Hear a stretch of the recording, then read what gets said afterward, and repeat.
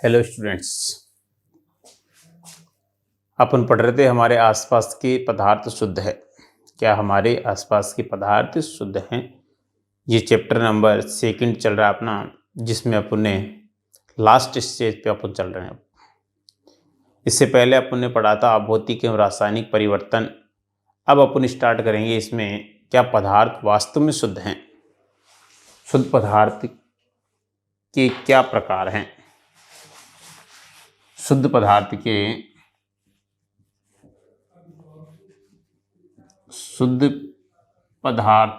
क्या प्रकार हैं?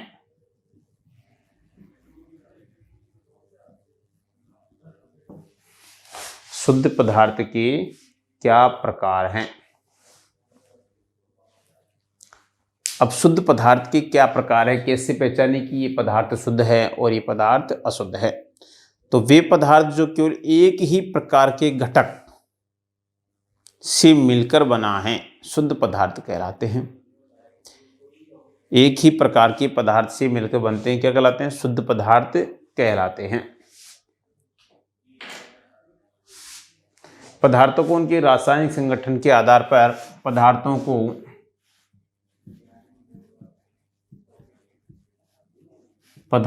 को उनके रासायनिक संगठन के आधार पर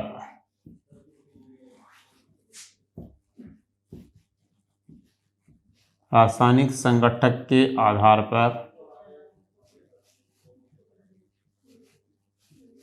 तत्व तथा यौगिक में वर्गीकृत किया गया है। तत्व तथा यौगिक में वर्गीकृत किया गया है।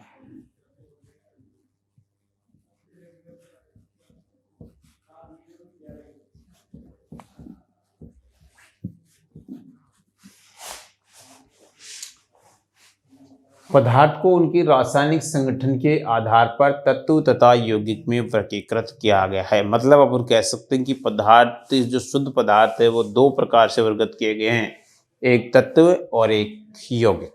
ठीक है बच्चों, पहले पढ़ेंगे अपन तत्व, एलिमेंट।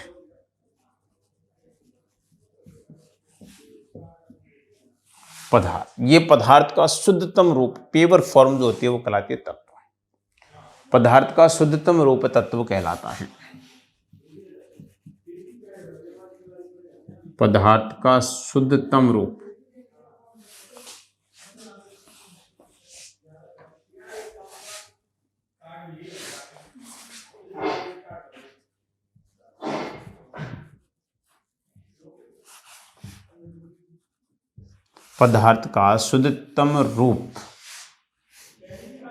तत्व कहलाता है।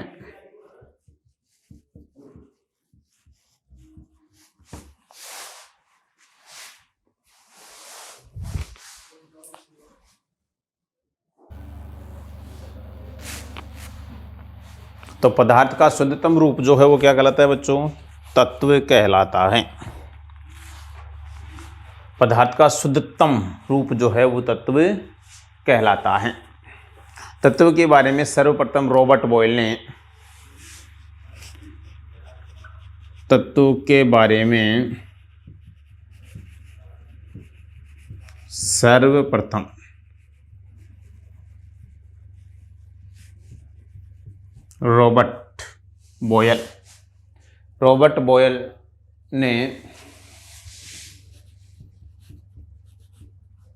रॉबर्ट बॉयल ने सन 1661 में प्रयोग किया।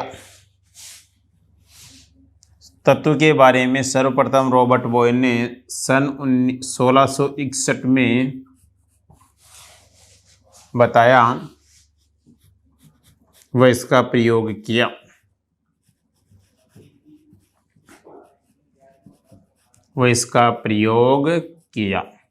सर्वप्रथम सन 61 में इन्होंने इसका प्रयोग किया था और सन 1973 से 94 में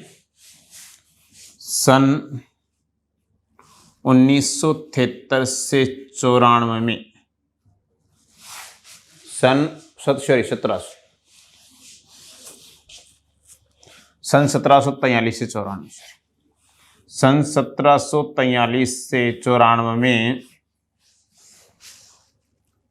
सबसे पहले तत्व को परिभाषित किया गया। सन 1743 से 94 में वैज्ञानिक एंटोनी लुआइजिए, वैज्ञानिक एंटोनी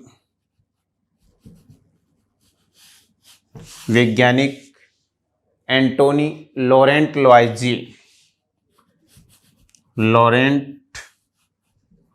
लवाइजिए ने तत्व को परिभाषित किया था, तत्व को परिभाषित किया था, तत्व को परिभाषित किया था। इसने बताया था क्या बताया था कि पदार्थ का शुद्धतम रूप जो है, प्योर फॉर्म जो है, वो क्या कहलाएगी? तत्व कहलाएगी। तत्वों को सामान्यतः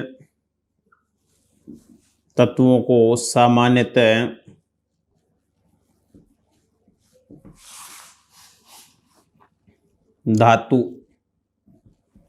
अधातु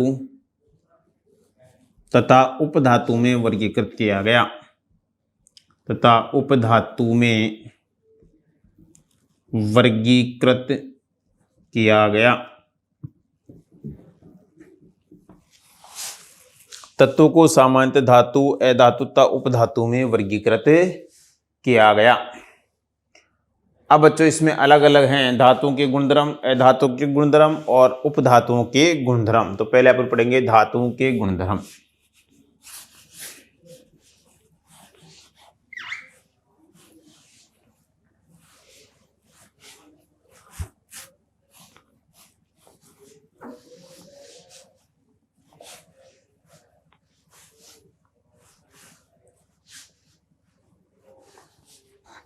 धातुओं के गुणधर्म।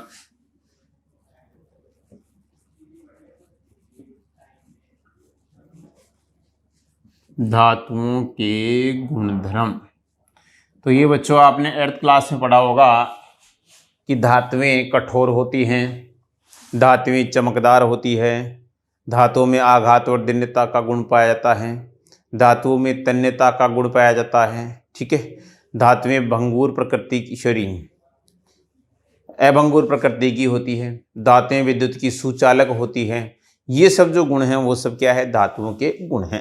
पहला, धातुएं चमकदार होती हैं, धातुएं चमकदार होती हैं, धातुएं चमकदार होती हैं, धातुएं विद्युत की सुचालक होती हैं, विद्युत की सुचालक होती है,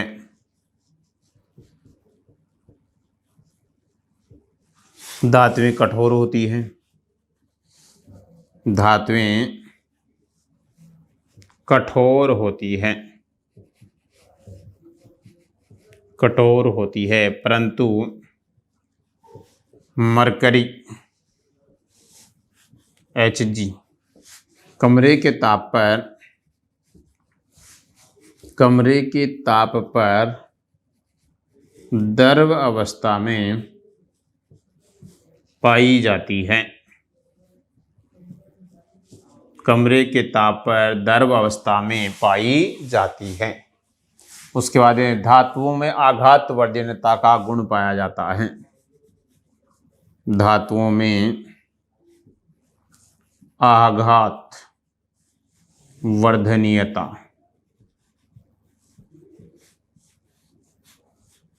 का गुण पाया जाता है।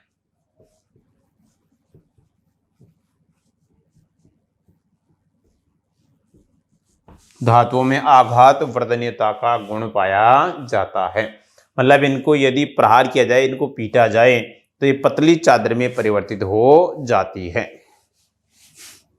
धातुओं में तन्यता का गुण पाया जाता है,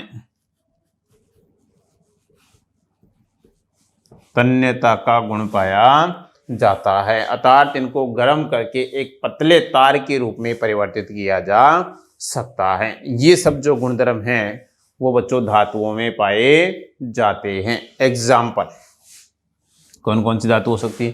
10-5 एग्जाम्पल लिख रहे हैं, जैसे सोना है, चांदी है, लोहा है, जिंक है, सोडियम है, कैल्शियम है, एल्यूमिनियम है। ये सब क्या है बच्चों? धातु। और ये बहुत सारी है, ये सब बच्चों धातु है। कैल्शियम, मैग्नीशियम, जिंक, लोहा, चांदी, कॉपर, सोना जो भी है सब क्या है? धातु है। सोना का होता है Au गोल्ड, चांदी कॉपर Cu, सॉरी चांदी Hg, Ag मरकरी, Ag चांदी, Ag सिल्वर, लोहा iron Fe, zinc Zn, sodium Na, calcium Ca, aluminium Al, mercury Hg, mercury Hg। ठीक है बच्चों, तो ये सब है तत्व। और तत्वों को लिखते कैसे हैं? प्रतीक चिन्ह में पहला अक्षर कैपिटल तथा दूसरा अक्षर स्मॉल लेटर में लिखा जाता है। तत्व जब भी लिखते हैं तो उसका पहला अक्षर कैपिटल लेटर और दूसरा अक्षर जो है वो स्मॉल लेटर में लिखा जाता है। ये बच्चों मैंने आपको पहले बता दिया था, तत्व आपको लिखवा दिए थे बहुत सारे। इसके बाद है बच्चों अधातुएं। अधातुओं के गुणधर्म।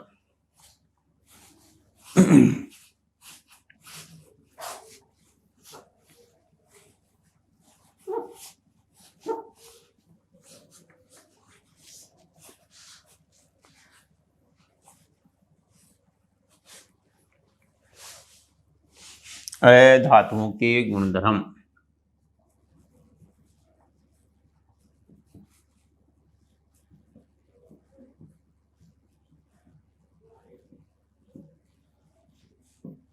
अधातुओं के गुणधर्म। अधातु ये विद्युत की कुचालक होती है।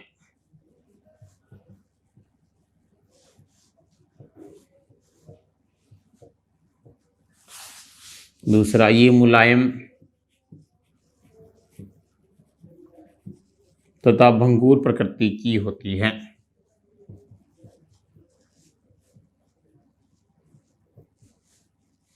मुलायम तथा भंगुर प्रकृति की होती है।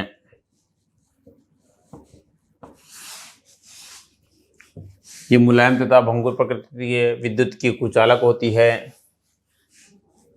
इसके अलावा इनमें चमकता नहीं पाई जाती, ये चमकदार नहीं होती, ये चमकदार नहीं होती है। इनमें आघात वर्धनीयता का गुण नहीं पाया जाता। इनमें आघात वर्धनीयता का गुण नहीं पाया जाता।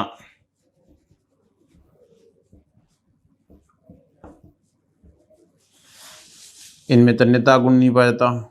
इनमें तन्यता का गुण नहीं पाया जाता।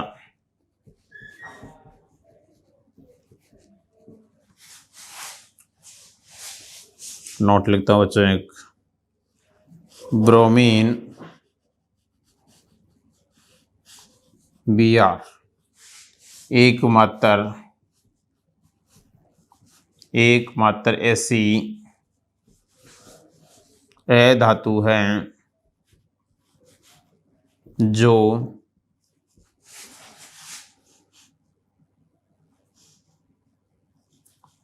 जो द्रव अवस्था में पाई जाती है।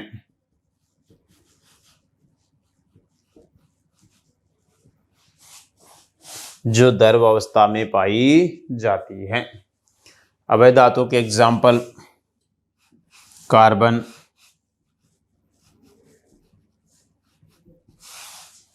नाइट्रोजन,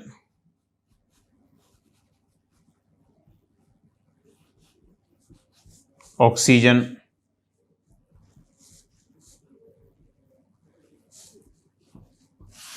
सल्फर,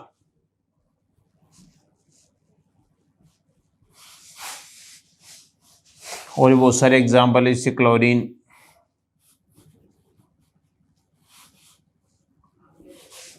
ये सब जो एग्जाम्पल है वो अधातुओं की एग्जाम्पल है बच्चों। हाइड्रोजन है, ये सब। इसके बाद देखते हैं बच्चों नेक्स्ट उपधातु। धातु देख ली, अधातु देख ली, अब देखेंगे उपधातु।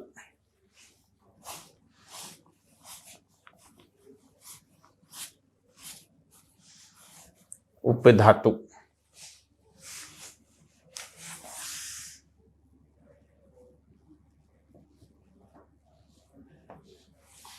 वे तत्व जो धातु तथा अधातु दोनों से समानता दर्शाते हैं। दोनों से समानता दर्शाते हैं उपधातु कहलाते हैं। उपधातु कहलाते हैं।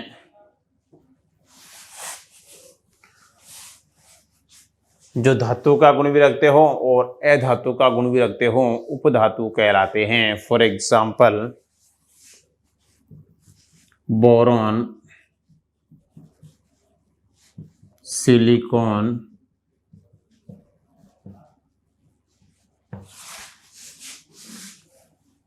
गैलियम, जर्मेनियम, जर्मेनियम,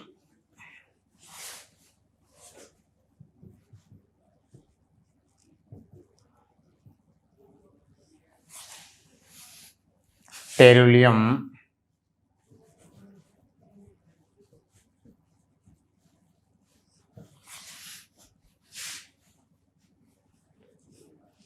आदि।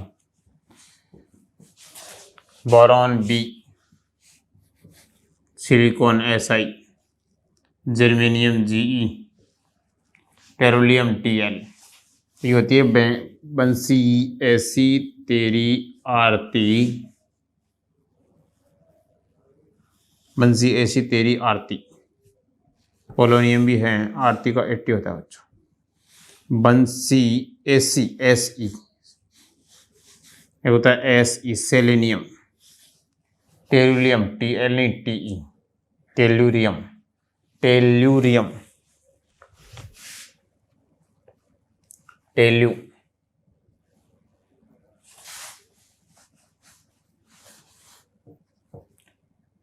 टेल्यूरियम, TE होता है TL होता है tellurium TL। Boron, silicon, germanium, tellurium, astatine, polonium. ठीक है बच्चों।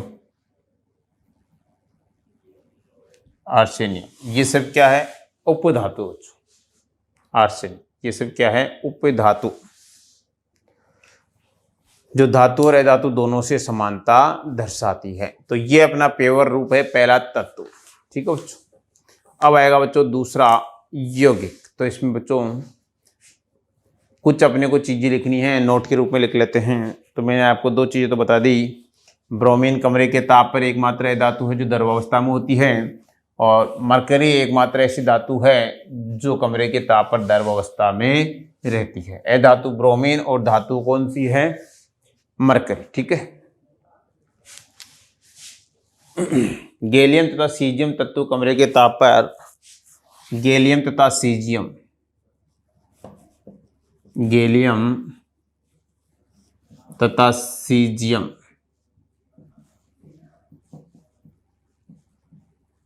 तत्व, गैलियम तथा सीजियम तत्व कमरे के तापमान,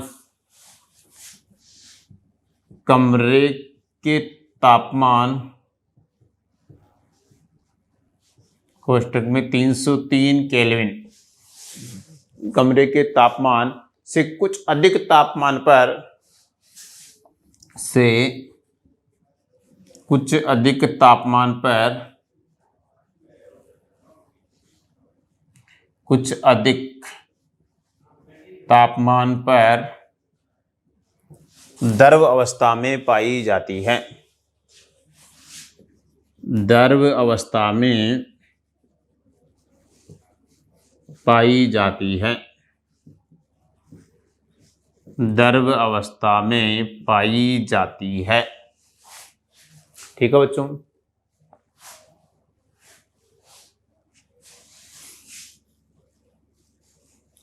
अब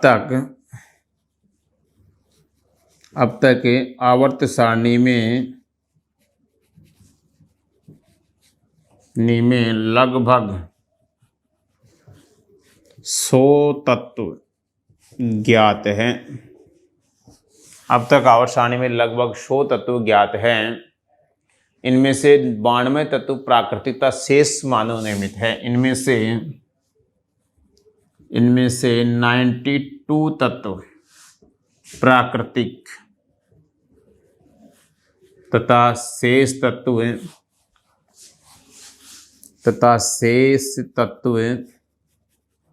मानव निर्मित है।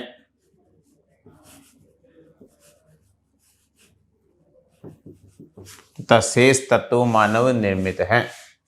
ठीक है बच्चों, यह है बच्चों अपना तत्व। अब आएगा इसके बाद दूसरा अपने पास यौगिक। तत्व के बाद में है बच्चों यौगिक।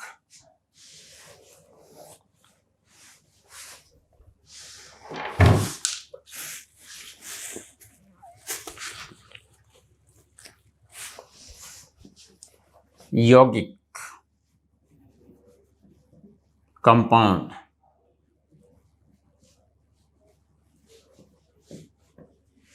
यौगिक कंपाउंड। यौगिक वह पदार्थ है जो 2 या 2 से अधिक, यौगिक वह पदार्थ है, यौगिक वह पदार्थ है जो 2 या 2 से अधिक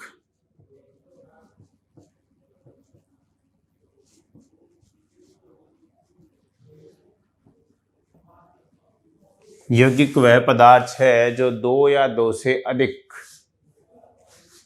तत्वों के नियत अनुपात में, 2 या 2 से अधिक तत्वों के नियत अनुपात में,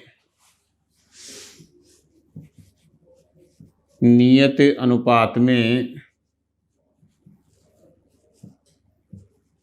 2 या 2 से अधिक तत्वों के नियत अनुपात में रासायनिक तौर पर संयोग से बना है।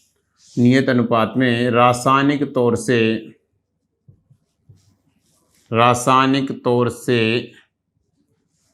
संयोग से बना है, संयोग से बना है, यौगिक कहलाता है, यौगिक कहलाता है। निश्चित अनुपात में बना है वो क्या कहलाएगा? यौगिक कहलाएगा। जब 2 या 2 से अधिक तत्व आपस में मिलते हैं तो यौगिक बनता, अर्थात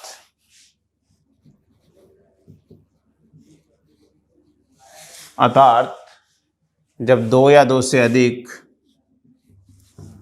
जब 2 या 2 से अधिक तत्व निश्चित अनुपात में संयोग कर संयोग कर जिस दो या दो से अधिक तत्व निश्चित अनुपात में संयोग कर जिस पदार्थ का निर्माण करते हैं, जिस पदार्थ का निर्माण करते हैं यौगिक कहलाता है, यौगिक कहलाता है।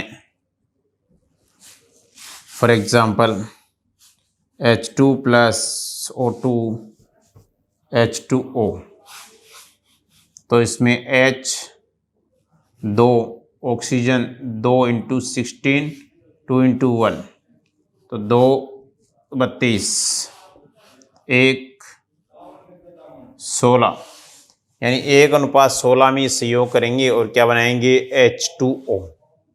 ठीक है बच्चों, 1:16 में संयोग करेंगे और H2 बनाएंगे। अब देखो कैसे, अब इसमें H2 + O2 + H2, अब ये H2O यहाँ पे ऑक्सीजन कितना 1, यहाँ पे 2, यहाँ पे 1, तो इसको बैलेंस करने के लिए यहाँ से 2 से मल्टीप्लाई करेंगे तो यहाँ पे 2 से, तो ये 2 × 2 फिर हो जाएगा।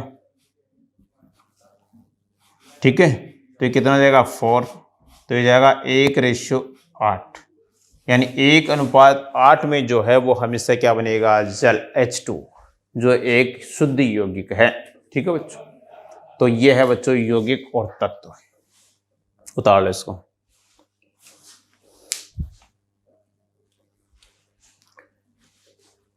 यौगिक वह पदार्थ जो 2 या 2 से अधिक तत्वों के नियत अनुपात में रासायनिक तौर से संयोग कर बना होता है, यौगिक कहलाता है। अर्थात 2 या 2 से अधिक तत्व निश्चित अनुपात में संयोग कर जिस पदार्थ का निर्माण करते हैं यौगिक कहलाता है।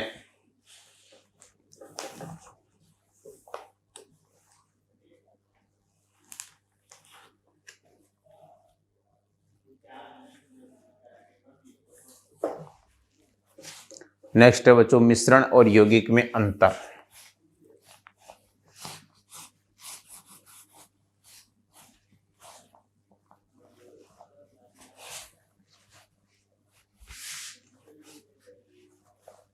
मिश्रण एवं यौगिक में अंतर।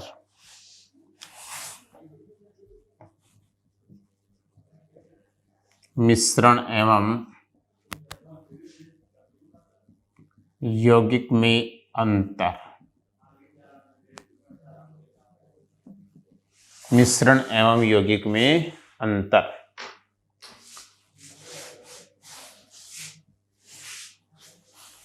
मिश्रण यौगिक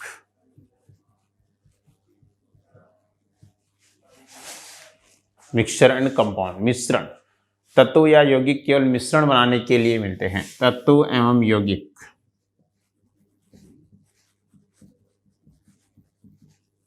केवल मिश्रण बनाने के लिए तत्व एवं यौगिक केवल मिश्रण बनाने के लिए मिलते हैं।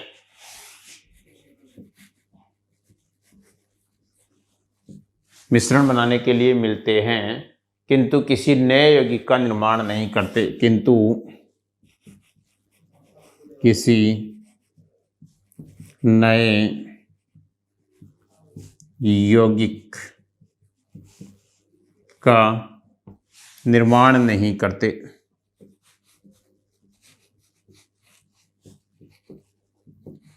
नए यौगिक का निर्माण नहीं करते हैं। और यौगिक में क्या है बच्चों, तत्व क्रिया करके नए यौगिकों का निर्माण करते हैं। तत्व क्रिया करके नए यौगिकों का निर्माण करते हैं। तत्व क्रिया करके नए यौगिकों का निर्माण करते हैं। ठीक है बच्चों। नेक्स्ट दूसरा है मिश्रण का संगठन परिवर्तनीय होता है। मिश्रण का संगठन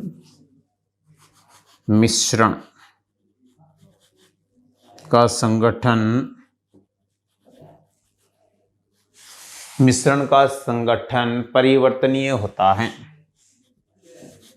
परिवर्तनीय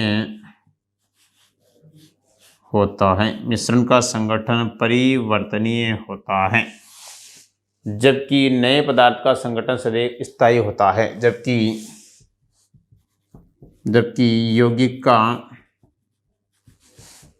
यौगिक का संगठन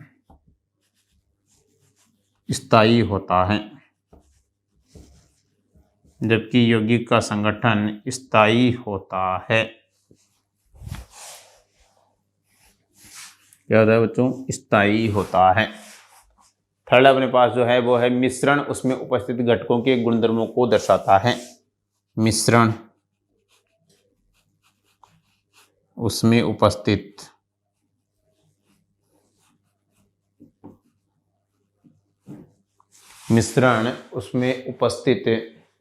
घटकों के गुणधर्मों को दर्शाता है।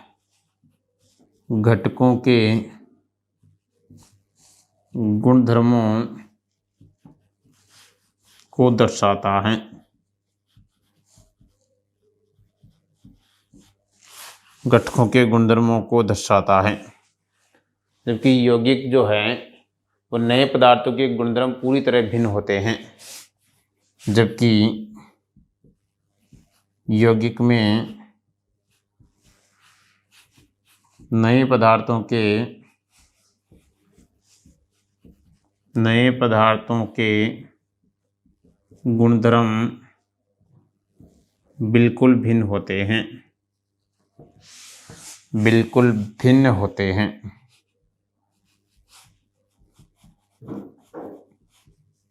बिल्कुल भिन्न होते हैं। नेक्स्ट पॉइंट है बच्चों, घटकों को भौतिक विधियों द्वारा सुगमता से पृथक किया जा सकता है। घटकों को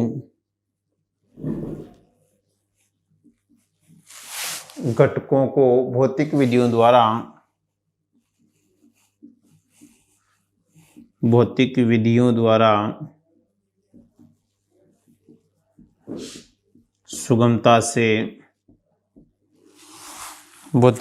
द्वारा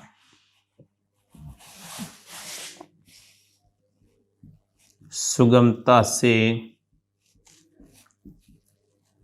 पृथक किया जा सकता है। ठीक है बच्चों। जबकि यौगिक में ऐसा नहीं होता। घटकों को केवल रासायनिक या विद्युत रासायनिक प्रक्रियाओं द्वारा रासायनिक या विद्युत रासायनिक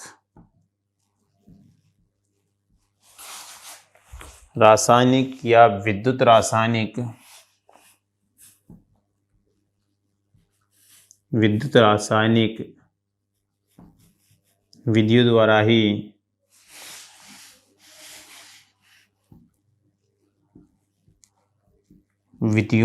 ही पृथक्करण किया जाता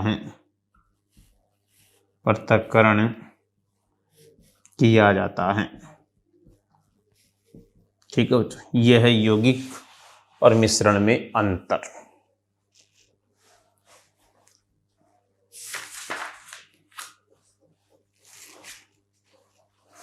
और ये आपका चैप्टर जो है बच्चों कंप्लीट है। Chapter number 2। अब इसकी क्वेश्चन आंसर आपको निकालने हैं। कोई डाउट हो उसको कोचिंग में आके सब प्रकरण के पूछना है। धन्यवाद।